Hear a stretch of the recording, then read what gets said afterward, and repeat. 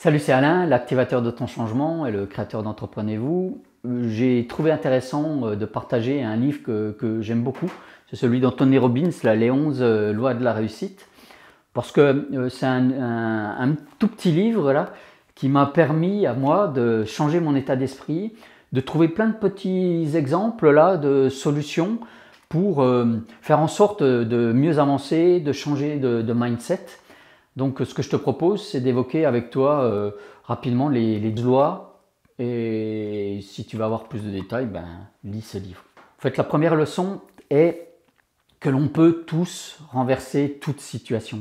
Nous avons tous le pouvoir d'agir sur notre vie, et pour cela, il suffit de modifier ta perception des choses, ta façon d'agir. Car ce qui compte finalement, ce n'est pas ce qui s'est passé, c'est pas ce qui s'est passé avant, mais c'est ce qui se passe aujourd'hui. C'est David Lefrançois qui dit que le passé est une référence, pas une résidence. Donc pour initier ton futur, il te suffit juste de passer à l'action. Et si tu n'y arrives pas, tu peux utiliser le décompte magique là, que j'ai expliqué dans une vidéo précédente. Je te remets le lien là, rapidement, juste quelque part par là ou dans la description sous cette vidéo là. En fait, c'est la peur et le défaitisme qui te bloquent dans tes actions. Donc c'est comme le dit le slogan de Nike, « Just do it ». Et pourquoi on ne le fait pas? C'est parce qu'on a peur. En fait, c'est le deuxième point qui est dans le livre, c'est qu'il faut prendre conscience qu'il n'y a pas d'échec. L'échec n'existe pas. Tu peux toujours tirer finalement des leçons de tes erreurs, ou comme le dit Goldman dans sa chanson de tes actes manqués, afin d'en profiter pour après, pour le futur. Rien n'est définitif.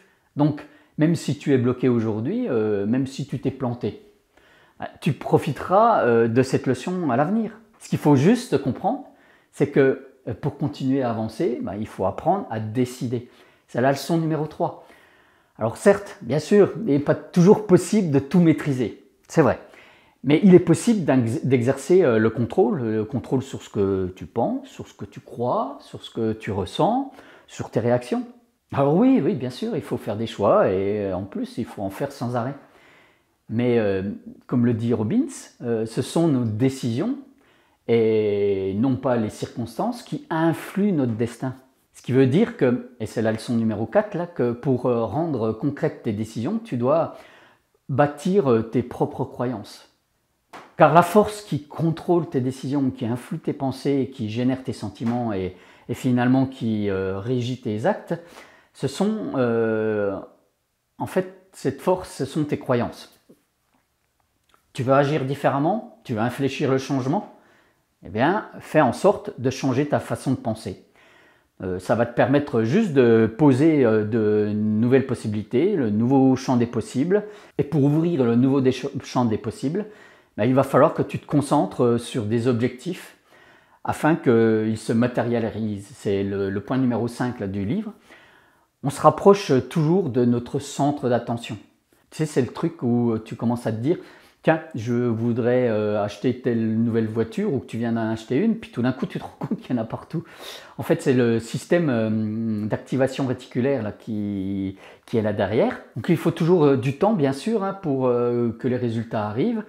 Et donc, pour pallier à cette inertie, il faut te concentrer sur les solutions qui te permettent d'atteindre les résultats escomptés, et non pas sur les peurs qui te bloquent. Car les choses sur lesquelles tu vas centrer ton attention vont se matérialiser. Et comme tes questions contrôlent ta façon de penser, contrôlent tes sentiments, contrôlent les points sur lesquels tu choisis de centrer ton attention, bien, le bon moyen, c'est de te poser les bonnes questions qui vont te faire avancer. C'est la leçon numéro 6, les questions renferment la réponse. C'est en trouvant le moyen de te poser les bonnes questions, du genre qu'est-ce que je dois améliorer, qu'est-ce que je dois faire aujourd'hui qui va m'épanouir, ou quels sont mes engagements du jour, que tu vas trouver des éléments positifs et ainsi continuer à agir. Et comme cela n'est pas toujours facile de le faire seul, bien sûr, entoure-toi des bonnes personnes. Ça, c'est ce que je dis régulièrement. Il Il faut s'entourer des personnes qui nous tirent vers le haut. Et des fois, il y a des choses qui sont comme le nez au milieu des figures, là, qu'on ne voit plus, qu'on ne voit pas. Et c'est d'ailleurs la leçon numéro 7 là, du petit livre, c'est il faut découvrir tes ressources cachées. Nous avons tous tendance à occulter déjà les choses que l'on sait faire naturellement, mais surtout, on ne fait pas attention à nos propres comportements. On ne fait plus attention à ce que l'on fait, comment on se comporte physiquement ou émotionnellement. Toutes nos émotions là, sont créées par le mouvement. Et pour garder la bonne énergie chaque jour, il faut être attentif à ta posture, à ta façon de bouger. C'est ce que explique très bien finalement Robbins, bien sûr, en tant que spécialiste de la PNL. Il se focalise bien sûr sur le comportement non verbal. Et donc c'est ce qu'il explique bien sûr dans ce petit livre comme dans tous ses livres. Ton corps va porter ta confiance en toi, et va te permettre de faire tout ce que tu as à faire, quoi.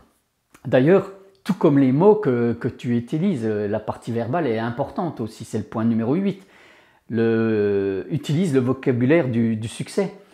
J'en ai déjà parlé dans plusieurs vidéos, mais les mots que tu utilises dans ton monologue intérieur, voire même que tu utilises quand tu t'exprimes avec une autre personne, donc ces mots, bien sûr, contrôlent ta façon de penser. Ces mots déterminent tes sentiments et tes actes. C'est donc en changeant de vocabulaire, en remplaçant par exemple les mots négatifs, que tu vas changer d'état d'esprit. Au lieu de dire c'est pas mal, ou au lieu de dire, quand on te pose la question comment tu vas, dire ouais pas mal, fais en sorte d'utiliser quelque chose de plus positif, parce que ton cerveau de toute façon il entend mal. Donc à la place, dis waouh, c'est super ce que tu viens de faire, ou oui, je vais excellemment bien. Et en plus, si tu es bloqué, tu peux trouver de nouvelles métaphores par rapport à ce que tu lises comme mot. C'est le point numéro 9. Tu sais, c'est quand tu te dis ouais, je suis dans une impasse, je suis au bout du rouleau.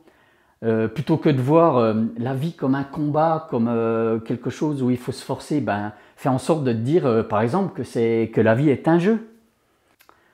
Et pour aboutir à ce que tu veux, il faut savoir, et c'est la leçon numéro 10, là, il faut savoir se fixer des buts pour bâtir l'avenir, des buts qui vont te permettre de donner une orientation à ta vie.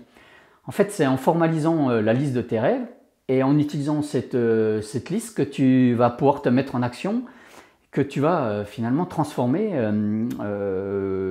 ta vie, et qui va aussi te transformer toi. Ce qu'il faut juste comprendre, c'est que ces objectifs ne sont pas une finalité, parce que le but, c'est pas d'atteindre les objectifs, mais ce qui est important plutôt, c'est de tracer des routes à parcourir pour décider où tu veux aller, et ainsi agir en faisant, on va dire, des efforts constants, des efforts continus. C'est ce qu'on appelle les fameux petits pas, hein. En conclusion de ce livre, Anthony Robbins là, nous propose une 11e leçon qui est finalement un défi qui regroupe tout ce qu'on vient de voir. Donc je te lance ce défi. Pendant 10 jours, fais en sorte de refuser d'entretenir des pensées, des sentiments, des questionnements, des mots, des métaphores, des jugements négatifs. Et fais en sorte à chaque fois que cela se produit, de te demander comment tu pourrais améliorer cet état d'esprit, ou comment passer en mode solution plutôt qu'en mode problème. Sens-toi libre d'ailleurs d'utiliser les commentaires qui sont juste là en dessous, là, pour partager ce que tu penses un peu de tout ça. Si tu as aimé ce résumé, mets-moi un bon coup de pouce et partage-le, en attendant de se retrouver très vite. D'ailleurs, n'oublie pas pour cela que tu peux cliquer sur le petit bouton là pour t'abonner à cette chaîne. Explore ta vie, passe à l'action et change ta réalité. On se retrouve très vite.